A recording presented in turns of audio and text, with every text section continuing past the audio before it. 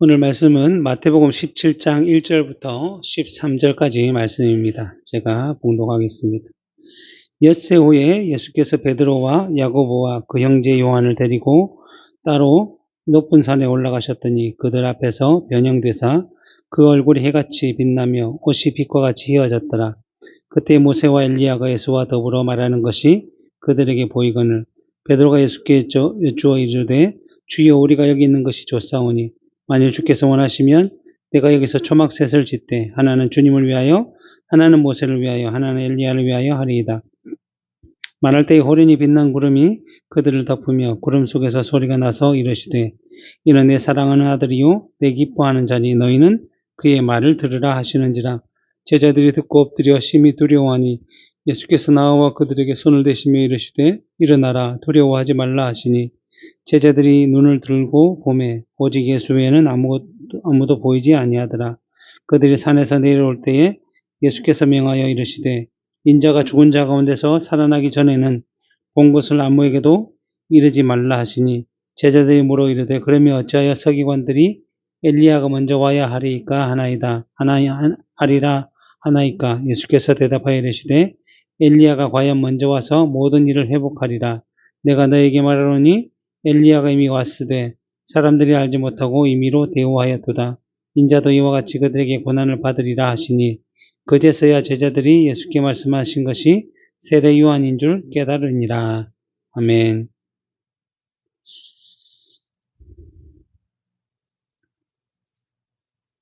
예수 그리스도께서는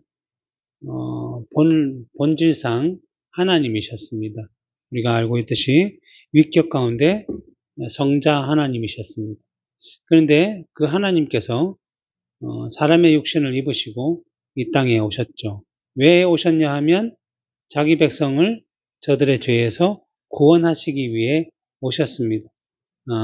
그리고 그들의 죄를 어떻게 사하시냐면 십자가에서 죽으심으로 자신의 백성들의 대표가 되셔서 그들의 받을 저주를 모두 십자가에서 받으시고 죽으심으로 그의 몸된 모든 백성들의 죄를 사해 주셨던 것입니다. 그래 그 일을 이루시기 위해서 예수님께서는 직접 사람의 몸, 우리가 말하는 인성을 입으시게 된 것입니다. 그러니 결국 예수님은 신성과 인성을 동시에 지니고 계신 분이셨습니다. 그런데 그분이 이 세상에 오심으로 인해서 사람의 육신을 입으셨으니 사람들이 보기에는 단지 사람처럼 볼 수밖에 없었던 것이죠. 믿음이 없이는 하나님 나라의 일을 볼 수 없다라고 예수님께서 말씀하신 것처럼 믿음이 없이는 예수님이 하나님이심을 알 수가 없었던 것입니다. 그래서 처음 예수님께서 공생의 사역을 하실 때 어떠한 일들을 하셨냐면 처음부터 내가 하나님의 아들이다, 메시아다라고 말씀하시지 아니하고 그들을 점차 가르치시며 깨우치셨던 것입니다. 마치 뭐와 같냐면 고린도전서 3장에 보면 사도 바울이 고린도 교회에 이런 표현을 쓰고 있습니다. 형제들아 내가 신령한 자들을 대함과 같이 너희에게 말할 수 없어서 육신에 속한 자 곧 그리스도 안에서 어린아이를 대함과 같이 하노라. 내가 너희를 젖으로 먹이고 밥으로 아니하였느니 이는 너희가 감당하지 못하기 때문이다. 이 말씀처럼 예수님께서는 그 무리들, 제자들에게 처음부터 밥을 먹이신 것이 아니라 우리가 아이가 태어나면 처음에 젖을 먹이고 그리고 시간이 지나면 이유식을 먹이고 그리고 단단한 음식을 먹이듯이 예수님께서도 믿음으로 아직 어린 자들, 믿음으로 태어나지 못한 자들로 하여금 그것들을 깨닫도록 하기 위해서 먼저 저주로 먹이셨던 것이죠. 어떤 방식으로 먹이셨냐면 늘 사람은 외적인 것에 묶여 있고 외적인 것에 매달려 있기 때문에 외적인 것을 통해서 내적인 것, 또 현실적인 것을 통해서 세상적인 것을 통해서 영적인 것을 상징적으로 처음에는 가르쳐 주셨습니다.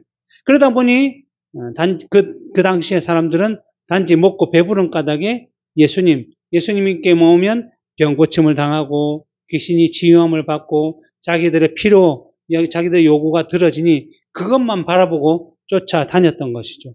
그러나 점점 그 일들을 통해서 이들이 무엇을 발견하느냐면 예수 그리스도께서 곧 메시아이시며 단지 능력이 많은 선지자가 아니라 하나님의 아들임을 발견하는 자리까지 이르게 되었던 것입니다. 그래서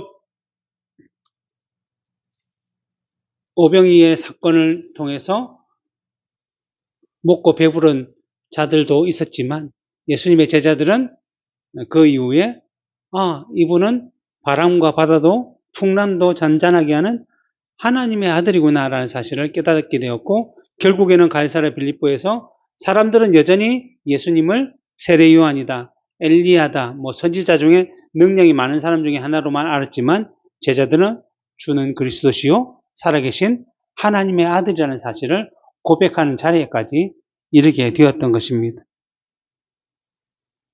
그러나 놀라운 사실은 그것으로 이들의 믿음이 자라고 이들의 믿음이 끝이 난 것이 아니라 그것조차도 결국은 입문이라고 할 수 있는 것입니다. 예수님은 내 구주시며 나의 하나님이시며 나의 메시아십니다라고 고백하는 그것이 끝이 아니라 시작이었던 것이죠. 그러니까 그러한 고백을 한 베드로가 칭찬을 받은 이후에 곧바로 어떠한 일이 발생했냐면 예수님께서 이제 어느 정도 시간이 흘렀다고 생각해서 자신이 이제 대제사장과 장로들에게 잡혀서 고난을 받으시고 십자가에 죽으시지만 3일 이후에 나는 부활할 것이다. 그 순환에 대한 이제 얘기를 했는데 그때도 그들은 그것을 받아들이지 못했던 것이고, 그래서 베드로가 주께 이러한 일들이 일어나지 않기를 바랍니다. 내 선생님이신 예수님이 왜 죽어야 됩니까? 라고 얘기했다가 예수님으로부터 사단아 내 뒤로 물러가라. 너는 사람의 생각으로 하나님의 일을 막는 자다라는 책망을 들었던 것이죠. 그 말은 뭐예요? 현실과 세상의 것으로 하나님의 일을 판단하게 되면 결국 하나님의 뜻을 막는 것과 같다. 하나님의 뜻을 거스르는 것이다 라고 표현하고 있는 거죠. 이 베드로가 조금 전에는 주는 그리스도시요 살아계시는 하나님의 아들이라는 거룩한 신앙 고백을 한 후에 곧바로 정말 5분 10분 안 지나서 이 말을 했다는 것은 여전히 아직 믿음이 어리고 약하고 더 자라야 함을 보여주고 있는 것이죠. 그래서 신앙을 가진 자라면 늘 하나님의 것, 또 하나님의 생각, 하나님의 말씀을 앞세울 때에 우리의 것, 세상의 것들을 앞세우지 않게 되는 걸 우리가 보여주고 있는 것이며, 교회에 속한 자들은, 성도들은 곧 이러한 자세를 가지고 살아야 되는 것입니다. 우리가 비록 이 세상을 살아가지만 늘 이 세상과는 구별된 삶을 살아가라고 한 것처럼 우리의 목적과 우리의 생각과 자세와 태도가 무엇인지 어떠한지를 우리가 분명하게 기억하지 못한다면 늘 우리는 사단의 속임과 미혹과 세상의 것에 빠져서 세상의 것으로 하나님의 것들을 막으려고 하다가 책망을 받게 되는 것입니다. 이것이 우리 신자들의 기본이라고 할 수 있습니다. 그래서 예수님께서는 사도 바울은 뭐라고 표현하냐면 골로새서 3장 1절부터 8절에 그러므로 너희가 그리스도와 함께 다시 살리심을 받았으면 위의 것을 찾으라. 위의 것이 뭐죠? 하늘나라의 것이죠. 거기는 그리스도께서 하나님 우편에 앉아 계시느니라. 위의 것을 생각하고 땅의 것을 생각하지 말라. 이는 너희가 죽었고, 어떻게? 세상에 대해서, 죄에 대해서 우리는 죽은 자들이기 때문에 땅의 것을 생각하면 안 되고 너희 생명이 그리스도와 함께 하나님 안에, 하늘 안에 있는 하나님 안에 감추어져 있기 때문에 우리는 항상 위의 것을 바라보고 위의 것을 생각하는 삶을 살아야 한다는 것입니다. 자, 이러한 것을 이제 다 말씀하시고 후에 오늘 본문을 보면 엿새 후에 6일이 지난 뒤에 예수께서 베드로와 야고보와 그 형제 요한을 데리고 따로 높은 산에 올라가셨더니 그들 앞에서 변형되사 그 얼굴이 해같이 빛나며 옷이 빛과 같이 휘어졌더라. 그래서 이걸 통칭해서 변화산 사건이라고 표현한 거예요. 어떤 산에서 예수님이 변화된 사건이다라고 표현하고 있는데, 이 동일한 내용을 마가복음, 누가복음도 말씀하고 있는데, 특별히 누가복음에는 뭐라고 되어 있냐면 이 내용을 좀 더 자세하게 설명하고 있는데, 이 말씀을 하신 후에, 이제 교회와 관련된 말씀을 하신 후에 8일쯤 되어 예수께서 베드로와 요한과 야고보를 데리고 기도하러 산에 올라간 이유가 뭐냐면 기도하러 갔다는 사실을 분명히 가르쳐주고 있어요. 그 기도하실 때에 용모가 변화되고 그 옷이 휘어져 광채가 나더라. 예수님께서 겟세마네 동산에서 기도하러 가셨듯이 이 산에 또 기도하러 가셨는데 베드로와 요한과 야고보를 데리고 올라가셨어요. 그래서 산에 올라가서 기도를 하는데 중요한 거는 재밌는 건 뭐냐면 누가복음 9장 32절에 베드로와 및 함께 있는 자들의 깊이 졸다가 온전히 깨어나 예수의 영광과 함께 선 두 사람을 보았다. 그러니까 뭐냐면 기도하러 가셨는데 야 얘들아 기도하자. 같이 기도하는데 예수님이 열심히 기도하시는데 이 제자들은 피곤해서 기도하다가 졸았다는 거야. 잤다는 거야. 겟세마네 동산에서도 3번이나 졸았다고 예수님께서 말씀하셨잖아요. 이처럼 몸 계속 예수님을 따라다니까 피곤했는지 졸았단 말이죠. 좋은 그때에 무슨 일이냐면 예수님이 하얗게 영광으로 변화가 되었다는 거예요. 그걸 누가 보았냐면 이 제자들이 이제 보게 되었다는 거죠. 오늘 보면 그 앞에서 변형되사 그 얼굴이 해같이 빛나며 옷이 빛과 같이 변했다라고 하고 있습니다. 이것은 예수님께서 무엇을 보여주시기 위해서 그렇게 하셨는가 하면 그동안 계속적으로 외적인 것을 통해서 상징적인 것을 통해서 내적인 것, 영적인 것을 예수님께서 가르쳐 주셨고 조금씩 이들이 배워왔다라고 말씀드렸잖아요. 그래서 그랬지만 여전히 이들이 보는 것은 뭐냐면 외적인 것밖에 보지 못하는 거죠. 왜 속에 있는 예수님의 신성을 볼 수도 없었고 그것을 체험할 수 없었는데 이 변화산에서 예수님께서 완전 그런 모습으로 영광의 모습으로 변화가 된 것을 직접 보게 하셨단 말이에요. 그만큼 얼마나 이제 점점 진천이 돼서 이 놀라운 것들을 보게 되었으니 얼마나 이들이 이제 심령이 자라고 믿음이 자랄 수 있겠습니까? 그런데 여전히 이들은 아직도 약했기 때문에 변화된 모습을 통해서 졸다가 그냥 본 거고 그만큼 성장하지 못했다라고 말씀하고 있습니다. 그리고 예수님께서 보여주셨다고 하지만 실제로 신성의 모습을 다 보여주신 것은 아니었던 거죠. 왜냐하면 죄인된 사람이 하나님의 신성의 모습을 보면 바로 죽을 수밖에 없는 거죠. 그래서 사사기에 보면 이렇게 표현이 됐어요. 여호와의 사자가 마노아가 누구냐면 그 삼손의 아버지거든요.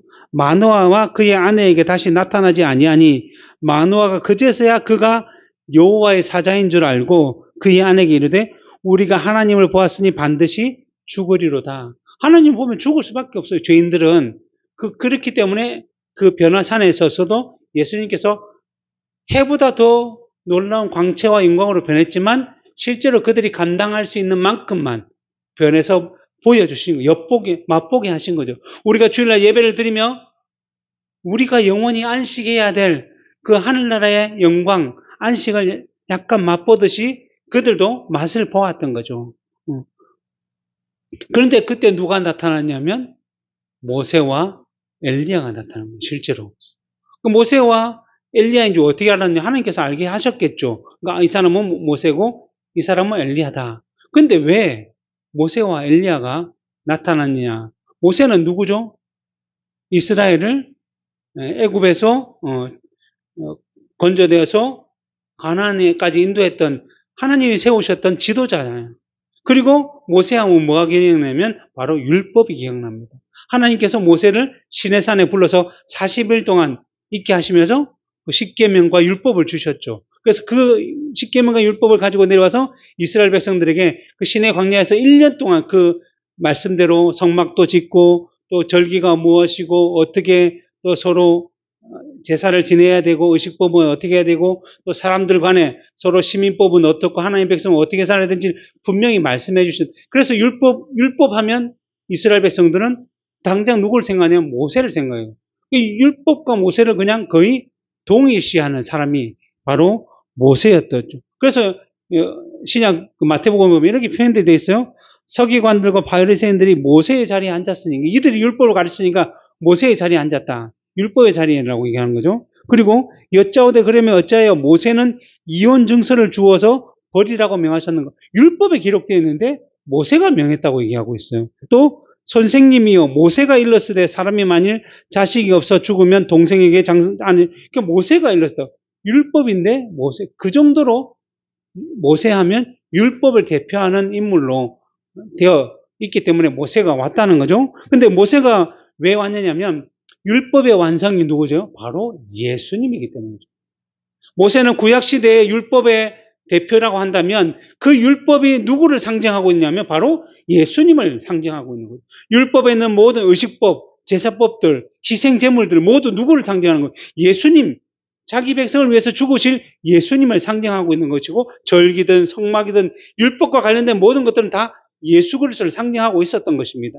그런데 그 예수 그리스도가 이 세상에 오셔서 그 모든 것을 이루시니까 율법의 모든 제사법도 없어지고 의식법도 없어지고 오로지 우리는 도덕법으로 그냥 하나님의 말씀만 지키면 되는 것처럼 이 율법은 예수님을 상징하고 있기 때문에 그 구약에서 예수님을 대표했던 모세가 등장한 거예요. 그리고 또 누가 왔다 그랬죠? 엘리야가 왔어요. 엘리야는 대표적으로 사람들이 뭐라고 생각하냐면 모든 선지자들의 대표라고 생각해요. 그래서 엘리야는 뭐 성경을 기록한 사람은 아니었지만 그래도 그가 우리가 알고 있듯이 죽음을 보지 않고 하늘로 간 두 사람 중에 한 명, 굉장히 하나님께서 들어 쓰셨던 선지자 중에 한 명이었습니다.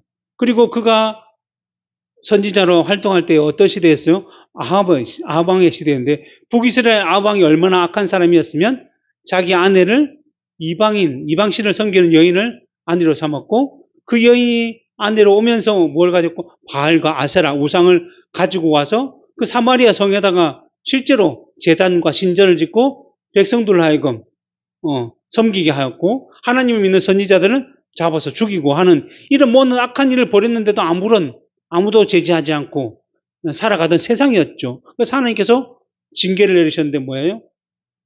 비와 이슬이 3년 반 동안 그 북이스라엘에 내리지 않는 그런 형벌을 내리셨어요. 그런데도 이들은 돌이키지 않고 회개하지 않았던 매우 너무나 악한 시대가 바로 이 아합왕의 시대였죠. 그래서 하나님께서 엘리야를 통해서 어떠한 일을 벌이셨죠? 그들이 3년 반이 지나도 회개하지 않자 바알과 아세라와 하나님이 어느 신이 참 신인지 대결을 갈멜산에서 하게 하셨습니다.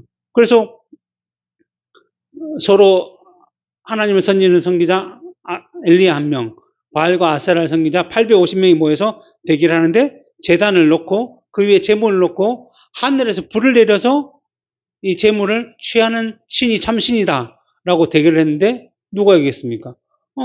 바알과 아세라를 믿는 선지자들이 아무리 아침부터 저녁까지 기도를 했지만 전혀 응답이 없었는데 하나님의 선지자 엘리야가 주께서 참신이심을 보여주십시오 하니까 하늘에서 불이 떨어져서 이 제단의 모든 제물을 취하심으로 하나님이 참신이심을 나타내 보이셨어요. 그리고 난 뒤에 엘리야가 사람들과 함께 그 850명의 바알과 아세라 선지자 목을 다 베어버려서 죽여버렸죠. 이 놀라운 일이 벌어졌으면 이제 곧 이제 나라가 완전히 바뀌어서 하나님만 믿는 나라가 돼야 될 건데 그 얘기를 여왕이 이세벨 왕비가 듣고 나 엘리야를 죽여버리겠다라니까 엘리야가 그 놀라운 사건을 경험하고도 무서워서 도망갔죠. 호렙산으로 도망가서 하나님께 하소연을 했어요. 아니 이 이스라엘에 하나님 믿는 사람 나 혼자밖에 없는데 이제 그 나쁜 악한 무리가 나마저 죽이려고 합니다. 하나님 이들에게 막 불을 내려가지고 한번 단죄를 해야 되는 것이 아닙니까? 라고 호소를 하니까 하나님께서 엘리야에게 무슨 사건을 보여줬냐면 그럼 내가 너에게 나타날 테니까 잠시 내 말을 들어봐라 하는데 폭풍 가운데 폭풍이 막 다가오는데도 그 가운데 하나님이 계시지 않고 많은 엄청난 불길이 다가오는데도 하나님이 계시지 않고 막 지진이 다가오는데도 하나님이 계시지 않고 그 뒤에 세미한 음성이 오실 때 하나님께서 말씀으로 엘리야에게 다가오셔서 내가 이들을 멸하는 것은 단지 그냥 특별한 능력으로 멸하는 것이 아니라 누구를 세우고 누구를 일으켜서 이렇게 차근차근 내가 이 이스라엘을 징계할 것이다 라고 말씀하셨어요. 그 말은 뭐냐면 하나님께서는 하나님의 때가 되었을 때에 사람들을 세워서 하나씩 일을 진행하신다는 거예요. 크게는 왕을 세워서 한 나라를 멸하시기도 하고 또 안 믿는 자들을 멸하시기도 하시지만 또 한 가정을 세워서 또 한 사람을 세워서 그 작은 테두리 안에 있는 사람들을 하나님께로 돌아오게 하는 역할들을 하시겠다라고 말씀해 주고, 이것이 하나님의 기본적인 사역이라는 거예요. 기본적인 사역. 그래서 엘리야로 하여금 뭐라고 하셨냐면, 너는 네 혼자 하나님 믿는 것처럼 보였지만 실제로 내가 바알과 아세라에게 무릎 꿇지 않은 7,000명을 이스라엘 가운데 남겨두었다. 너는 보이지 아니하지만 나는 그렇게 일을 한다라고 말씀해 주셨어요. 그런 사람이 누구냐면 바로 이 엘리야예요. 그래서 엘리야에게 어떠한 사상이 우리가 깨닫게 되냐면 남은 자 사상을 깨닫게 되는 거예요. 모두 다 죽었다고 생각하지만 실제로 하나님은 자기 백성을 남겨둔다라는 남은 자 사상이 이 엘리야로부터 시작이 되었거든요. 그러니까 그 엘리야가 곧 누구를 보여주고 있냐면 예수 그리스도로 말미암아 남은 자들, 예수 그리스도로 말미암아 구원받은 자들이 있음을 보여주는, 이 세상은 계속적으로 하나님을 안 믿는 자들이 너무 많고 세상을 따라가는 사람들이 너무 많지만 이 가운데도 역시 하나님은 자기 백성을 남겨두신다는 거예요. 그것을 예수 그리스도를 통해서 보여주는 대표가 바로 엘리야, 선지자들이 엘리야뿐만 아니라 계속 모든 선지자들이 이러한 예수 그리스도를 얘기했기 때문에 상징적으로 그 대표로 엘리야가 왔다는 거죠. 그래서 율법과 선지자의 대표로 모세와 엘리야가 등장합니다. 그래서 등장해서 무슨 얘기를 하냐면 누가복음에 보면 예수님의 별세에 대해서 얘기했다는 거예요. 그 말은 뭐예요? 예수의 십자가의 죽으심에 대해서 얘기를 했다는 거예요. 그래서 성경에서도 뭐라고 표현되냐면 누가복음 24장 44절에 또 이르시되 내가 너희와 함께 있을 때에 너희에게 말한 바 곧 모세의 율법과 선지자의 글과 시편의 나를 가리켜 기록된 것이 모두 이루어지리라 한 말을 이것이니라 라고 말씀하고 있고, 또 로마서 3장 21절에도 이제는 율법 외에 하나님의 의가 나타났으니 이 의가 예수님이죠. 율법과 선지자들에게 증거를 받았다. 결국 율법 누구죠? 모세, 선지자 대표인 엘리야를 통해서 증거를 받은 분이 곧 예수님이시다라는 사실을 보여주기 위해서 이렇게 표현하신 것입니다. 이렇게 놀라운 사건들을 이제 베드로와 야고보와 요한에게 보여주었기 때문에 이분이 참 하나님이구나, 참 예수님이시구나, 우리의 권자시구나 사실을 깨달아야 되는데 앞에서도 졸았다 그랬죠. 또 일어나서 그걸 보고 난 뒤에 좀 달라져야 되는데 무슨 말을 하냐면 오늘 본문 4절에 보면 베드로가 예수께 여쭈어 이르되 주여 우리가 여기 있는 것이 좋사오니 만일 주께서 원하시면 내가 여기서 초막 셋을 짓되 하나는 주님을 위하여 하나는 모세를 위하여 하나는 엘리야를 위하여 하라이다. 왜요? 예수님이 이제 십자가에 죽어서 자기 백성들의 죄를 사하실 것에 대해서 모세와 엘리야 그 율법과 선지자의 글에 나온 대로 이루실 것을 얘기하시는데 베드로는 여전히 뭐예요? 이 영광스러운 자리가 너무 좋으니까 그냥 여기가 살면 좋겠습니다. 그냥 평생 여기 살죠. 그냥 우리가 저 푸른 초원 위에 그림 같은 집을 짓고 사랑하는 사람과 함께 살자는 그런 말씀처럼, 아니 예수님은 이제 곧 내려가셔서 예루살렘에서 그 모든 일들을 이루셔야만 우리가 구원을 받을 수 있는데 여전히 베드로와 그 제자들의 믿음은 눈에 보이는 것에 사로잡혀 있었다는 거죠. 그래서 그 영광스러운 것을 보면서도 그냥 그 자리에 머물고 싶었던, 우리가 늘 조심해야 될 부분들이 그런 거예요. 우리가 이 땅을 살아가면서 때로는 하나님의 놀라운 은혜를 느낄 때가 있어요. 갑자기 놀라운 은혜를 누릴 때가 있단 말이죠. 그러면 그것을 통해서 우리가 감사하고 더욱더 하나님께 나아가야 하는데 그것을 통해서 마치 그것이 이 세상의 것으로 다가오다 보니까 그것으로 만족하고 거기에 머무는 경우가 있다는 거죠. 그 말은 뭐예요? 그것은 결국 하나님의 생각, 하나님의 뜻을 막는 일로 남을 수 있다는 생각을 우리가 분명히 해야 되는 거죠. 아무리 기쁘고 즐거워도 우리는 항상 무엇을 생각해야 되냐면 하나님을 먼저 생각해야 됩니다. 어떤 사람들은 이렇죠. 자기가 병에 걸렸는데 같이 교회 분들이 와서 기도하고 여러분들이 도와줘서 병이 나았어요. 그 당시에는 너무 좋으니까 기쁘고 하나님께 감사하다고 하지만 얼마 지나서 그 건강해진 몸으로 하나님 섬기기보다는 또 다른 일들, 세상의 일들을 하는 일들 비일비재하다는 거죠. 단지 현실에 묶여 있으면 계속적으로 우리는 그렇게 될 수밖에 없어요.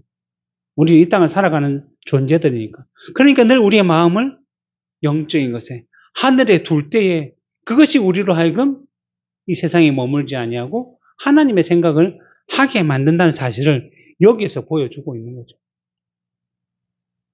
그래서 하나님께서 너무나 또 안타까워서 5절에 이렇게 합니다. 말할 때에, 이런 헛된 말을 할 때에, 세상의 생각을 말할 때에 호련히 빛난 구름이 그들을 덮으며 구름 속에서 소리가 나서 이르되 이는 내 사랑하는 아들이요 내 기뻐하는 자니 너희는 그의 말을 들으라. 정신을 차리라는 거죠. 너희들이 지금 여기 상황만을 보는 것이 아니라 주의 말씀대로 따라 살아가면서 주의 복음을 증거하는 자로 내가 사도로 세웠는데 여기에 머물러 있어서는 안 되고 주님께서 가시는 그 길을 보고 듣고 깨닫고 그의 말씀대로 살아가는 것이 너의 본분이다 라고 말씀해 주시는 거죠. 예수님 말씀의 대표적인 것이 무엇이죠? 그의 말을 들으라. 지난 시간에 했던 거죠. 뭐요? 나를 따라오려거든.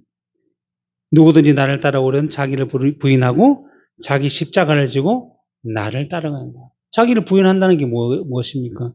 기쁨, 자기의 기쁨, 욕심, 만족, 쾌락, 자랑, 소유, 세상에서 자기에게 즐거움을 주는 모든 것들을 지금 본문을 보면 뭐예요?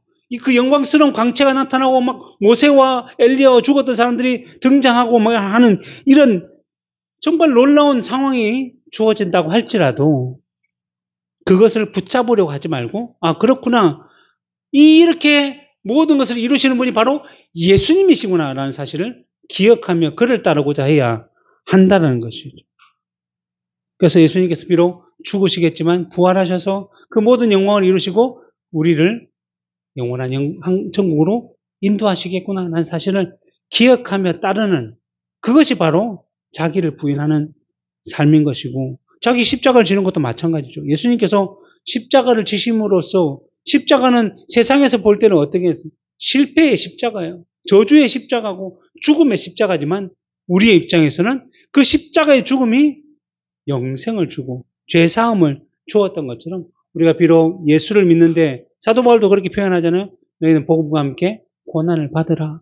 우리가 복음의 길을 걸어가는 것이 때로는 고난의 길이 될 수 있어요. 우리는 이것을 하는 것이 세상 사람들의 눈에는 앞서 제가 기도했죠. 바보 같고 마치 무지하고 참 어리석어 보일 수도 있어요. 그러나 그 길이 곧 생명의 길임을 우리는 믿음으로 알기 때문에 우리가 감당하고 지고 가는 것이 바로 이것이 십자가거든요. 근데 그 십자가가 결국 우리를 영원한 생명으로 인도하는 것이기 때문에 우리는 이러한 길을 걸어가고자 해야 하는 거죠. 근데 이러한 길을 걸어갈 때 늘 믿음으로 판단하지 아니하면 결국 세상의 것으로 판단할 수밖에 없는 거예요.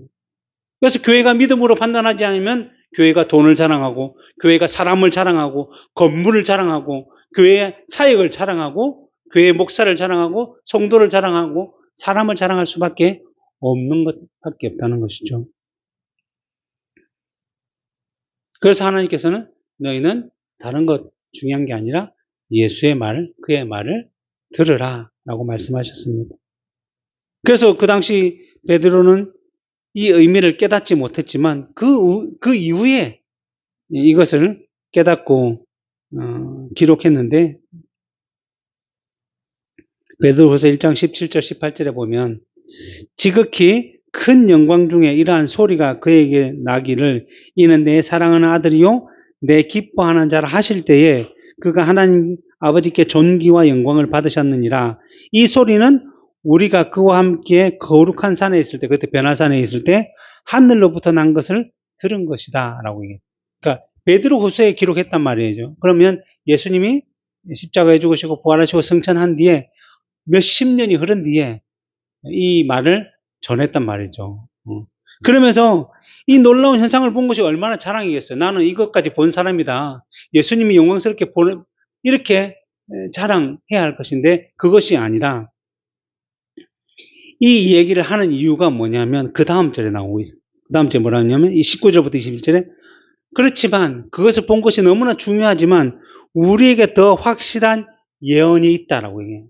더 확실한 예언이란 말은 뭐냐면 예언은 하나님 말씀을 얘기하는 거거든요. 다른 표현을 하면. 그래서 그 당시 제자들에게 하나님께서 그의 말을 들으라고 하는 말씀을 바로 의미하는데, 왜냐하면 예수님이 곧 말씀이시잖아요. 로고스시니까. 하나님의 말씀이니까 예수님을 따른다는 것, 그것이 곧 성경을 믿는 것이고 성경을 따르는 것이고 그것이 하나님의 말씀을 듣는 것이에요. 그러니까 이것이 더 확실한 예언이에요. 자기가 영광 중에 예수님의 변화된 모습을 본 것보다 더 확실한 예언은 뭐냐면 하나님의 말씀이다라고 얘기하는 거예요.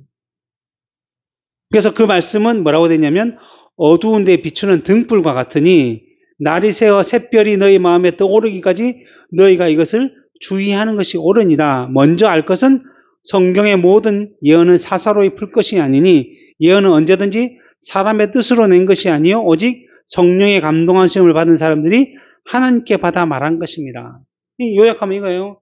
내가 영광 중에 본 환상보다 실제로 내가 그것을 경험했고 모세도 보았고 엘리야도 보았고 예수님의 그 놀라운 모습도 보았지만 그거보다 더 확실한 것은 곧 하나님의 말씀이다. 하나님의 말씀은 성령의 감동받은 자들이 기록한 것이기 때문에 너희들은 여기에 더 집중해야 되고 하나님께서 말씀하신 것처럼 너희는 그의 말을 들으라. 성경을 듣고 믿고 따라야 한다라고 얘기하고 있는 것입니다. 그래서 예수님께서도 요한복음 20장 29절에 뭐라 했냐면 예수께서 이르시되 너는 나를 본고로 믿느냐 보지 못하고 믿는 자들은 더 복되다. 보지 못하고 믿는 자는 무엇을 우리가 예수님을 봤습니까?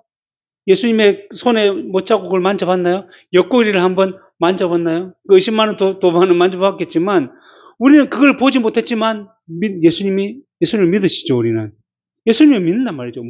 보지 못하고 믿는데 무엇으로? 성경을 통해서 보고 믿는 거죠. 하나님 말씀하신 대로 그 믿음이 있기 때문에 성경을 통해서 예수님은 살아계셨고 분명히 우리 위해서 십자가에 죽으셨고 부활하셔서 우리에게 죄사함과 생명의 은혜를 주셨다. 그리고 결국에는 우리가 죽어서 아니면 세상 끝날에 우리는 하늘에 올라가서 하나님 보좌 우편에 계신 예수 그리스도와 연합해서 함께 영원히 살 것이다 라는 확신을 가지고 사는 것인데 이것이 바로 믿음이라는 것이고 이 믿음을 더 잘하고 키우고 세우기 위해서는 확실히 주의 말씀대로 살아가는 것이 중요한 것이다 라고 하나님께서 말씀하는 것입니다. 그래서 그 말을 듣고 6절에 보면 제자들이 심히 두려워할 때에 예수님께서 어떻게 하셨습니까? 그에게 나와 예수께서 그들에게 손을 대시며 이르시되 일어나라 두려워하지 말라. 두려워 떠는 제자들을 위로하셨다는 거죠. 칼빈 목사는 이렇게 표현하고 있습니다. 예수께서 나와 그들에게 손을 대시며 그리스도께서는 땅에 엎드린 제자들을 일으켜 세우심으로써 자신의 그러니까 직분을 다하신다. 왜냐하면 그리스도께서는 믿는 자들이 그의 인도하심을 받아서 담대하게 하나님의 임재 속으로 들어가게 하시고 원래는 모든 육체를 삼켜버리시게 되어 있는 하나님의 위엄이 하나님을 보면 우리가 죽을 거다라고 생각하는 그 두려움을 더 이상 두렵지 않게 하도록 하시기 위해서 예수님이 내려오셨다. 예수님이 하나님과 사람 사이의 중보자로서 그 역할을 하기 위해서 내려오셨다는 거예요. 그리스도께서는 그의 말씀으로 그들을 위로하실 뿐만 아니라 그들에게 손을 대심으로 힘을 더해 주시기도 하신다. 예수님이 이 역할을 하시는 거죠. 우리를 위해서 구원해 주시고 죽으시고 또 우리에게 걱정하지 마라, 두려워하지 마라. 내가 아버지 하나님께 다 얘기해놨다. 너희들은 이제 의인이다. 걱정하지 마라 라고 손까지 대시면서 위로해 주시는 분이 바로 하나님이시죠. 예수님이시죠. 예수님. 그렇게 위로하시면서 8절에 보면 이제 제자들이 눈을 딱 들어보니까 오직 예수 외에는 아무도 보이지 아니하더라. 뭐예요? 비록 엘리야와 모세가 등장했지만 그들은 영원한 것이 아니라는 거예요. 일시적인 것이고 단순히 우리의 신앙을 일깨우기 위한 도구로서 잠시 있는 거예요. 우리가 일상생활을 하면서 놀라운 하나님의 은혜, 여러 가지 은혜들을 겪었는데 그 은혜가 우리의 일시적으로 믿음을 돕기 위한 도구라는 거예요. 때로는 하나님은 시험을 통해서 우리로 하여금 믿음이 자라고 어려움을 극복하게 하시고, 때로는 정말 좋은 것들을 보게 하시고 많은 것들을 누리게 하셔서 그걸 극복하게 하는 거예요. 극복해서 무엇을 바라보게? 예수 그리스도를 바라보게 하는 거예요. 그게 다 도구지 목적이 아니에요. 그래서 이들이 눈을 떠보니 누구만 남은 거예요? 바로 예수님만 남아있더라 라고 하는 것입니다. 그러면서 이제 9절에 그들이 살아 내려올 때 예수님께서 명하여 이르시되 인자가 죽은 자 가운데서 살아나기 전에는 본 것을 아무에게도 이러지 말라 말씀하셨어요. 왜 그러셨을까요?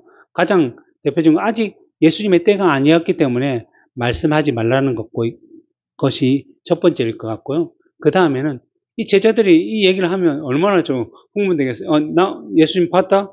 야, 같은 제자들이지만 3명은 봤고 나머지 12제자니까 9명은 못 본 거예요. 그래서 얘기하면 자연스럽게 자기들의 자랑이 되겠죠.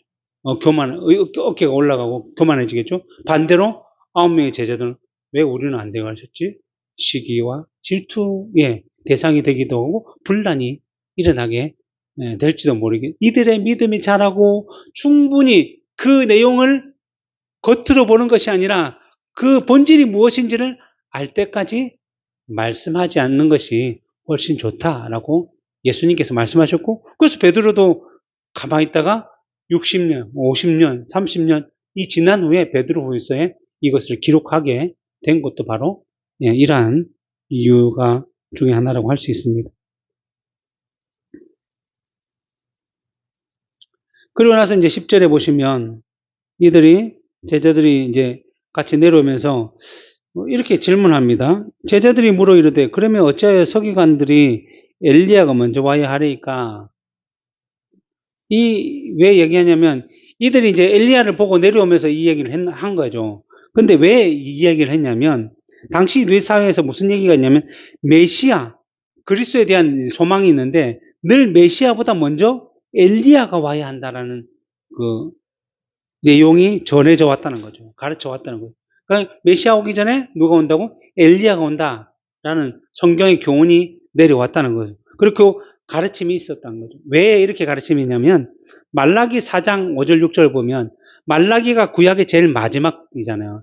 제일 마지막 이제 예언 가운데 하나가 뭐냐면 보라 여호와의 크고 두려운 날이 이르기 전에 내가 선지자 엘리야를 너에게 보내리니 그가 아버지의 마음을 자녀에게로 돌이키게 하고 자녀들의 마음을 그들의 아버지에게로 돌이키게 하리라. 돌이키지 아니하면 두렵건대 내가 와서 저주로 그 땅을 칠까 하노라 라는 내용이 기록되어 있어요. 그러니까 이 말은 뭐냐면 이 유대인들 그 종교 지도자는 율법을 참된 내용과 정신보다는 늘 외적과 형식으로 가르치다 보니까 이것도 그냥 문자적으로 받아들인 거예요. 아, 엘리야가 와야 되는구나. 성경에서도 엘리야가 와야 된다니까. 단지 엘리야, 이건 상징이거든요. 엘리야와 같은 존재가 와서 이 일들이 이룰 것이다라고 예언하신 건데 그냥 단지 엘리야가 와야 된다고 생각하고 제자들이 엘리야를 봤으니까 우리가 지금까지 배웠는데 엘리야가 먼저 와야 된다고 얘기했는데 이게 뭐 관계 있습니까? 라고 예수님께 질문한 거죠. 예수님께서 뭐라고 되셨냐면 예수께서 대답하여 이르시되 엘리야가 과연 먼저 와서 모든 일을 회복하리라. 내가 너에게 말하니 엘리야가 이미 왔다. 누구죠? 세례요한이죠. 마태복음 11장 10절 이전에도 예수님께서 먼저 말씀하셨어요. 세례요한의 때부터 지금까지 천국은 침노를 당하나니 침노하는 자는 빼앗느니라. 모든 선지자와 율법이 예언한 것은 요한까지니 만일 너희가 즐겨 받을질 때 오리라고 한 엘리야가 곧 이 사람이니라. 세례요한 보고 바로 엘리야다라고 미리 말씀하셨는데 이들은 이제 까먹고 있는 거죠. 까먹고 있었어요. 그래서 이 엘리야가 바로 말라기의 상징한 인물이 바로 세례요한이다라고 말씀하셨죠. 그러면서 사람들이 알지 못하고 임의로 대우하였도다. 인자도 이와 같이 그들에게 고난을 받으리라 하시니 그제서야 제자들이 예수께서 말씀하신 것이 세례요한인 줄 깨달았다. 예수님께서 설명을 해주시니까 제자들 그 사람 세례요한이 곧 엘리야를 상징하는 사람이었구나. 그가 와서 예수보다 앞에 와서 그 고난을 받으시고 회개하러 천국이 가까이 왔다라고 하면서 선포했고 그 다음에 예수님께서 세례요한에 잡히시자 곧 예수님께서 사역을 시작하심으로써 했던 모든 것들이 이제 또 다시 기억으로 스물스물 올라와서 세례요한이 곧 엘리야구나라는 사실을 깨닫게 된 거죠. 실제로 누가복음 1장 13절, 17절에 이 세례요한이 태어날 것에 대해서 천사가 예언할 때 분명히 이러한 내용도 있습니다. 보면 천사가 그에게 이르되, 그가 이제 사가랴거든요. 세례요한의 아버지. 이르되 사가랴여 무서워하지 말라. 너의 간구함이 들린지라. 내 아내 엘리사벳이 내게 아들을 낳아 주리니 그 이름을 요한이라 하라. 너도 기뻐하고 즐거워할 것이요 많은 사람도 그의 태어남을 기뻐하리니 이는 그가 주 앞에 큰 자가 되며 포도주나 독한 술을 마시지 아니하며 모태로부터 성령의 충만함을 받아 이스라엘 자손 곧 그들의 하나님께로 많이 돌아오게 하겠습니다. 그가 또 엘리야의 심령과 능력으로 주 앞에 먼저 와서 아버지의 마음을 자식에게, 거스르는 자를 의인의 슬기에게 돌아오게 하고 주를 위하여 세운 백성을 준비하리라. 엘리야에게 대한 천사의 소식이 먼저 전해졌고 그가 곧 말라기에서 말한 세례요한 엘리야였음을 보여주고 있습니다. 말씀을 맺도록 하겠습니다. 오늘 말씀의 제목이 너희는 그의 말을 들으라.